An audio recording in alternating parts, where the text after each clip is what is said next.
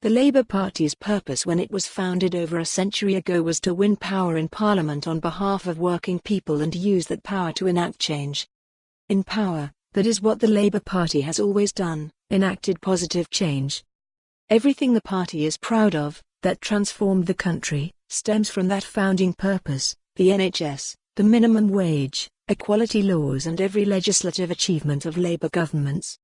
All of those achievements depended on being on the government side of the House of Commons. That sometimes means making the tough choices necessary to make the changes required. Losing manifestos achieve nothing. The irony is that when the Labour Party makes the wrong choices, in leadership and in policy, it simply paves the way for the triumph of the Conservatives. The result of my party's latest self-indulgence is a Conservative majority of 80 and the worst Prime Minister this country has ever seen. And now, amid the ruins of Thursday's shattering defeat, is the question of whether the Labour Party can ever be rebuilt and if the membership will make the right choices or continue to blame everyone else from the media to the electorate. It didn't have to be this way. Boris Johnson was desperate for an election based on the false promise that he could get Brexit done when his so-called deal is not even the end of the beginning. Jeremy Corbyn, aided and abetted by the Lib Dems and SNP, played into his hands and voted for this election against the advice of most of his MPs.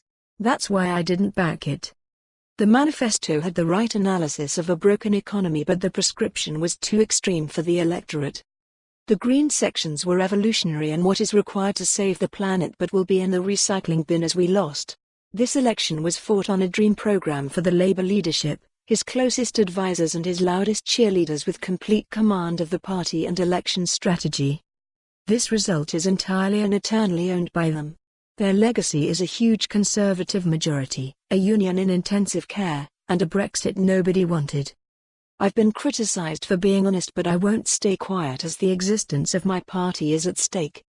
Time after time I, and candidates all over the UK, were told on the doorstep, I have always been Labour but I can't vote for you because of Jeremy Corbyn. Never again should Labour candidates be put in the absurd position of having to reassure voters, who had previously been Labour, that it was safe to vote for them to be the local MP because the party nationally had no chance of winning. We have let the country down and all those millions of people who need a Labour government. So, what must happen now? First, leadership. If the Labour Party doesn't listen to the public and elect a leader. For more on this story, visit the news article link.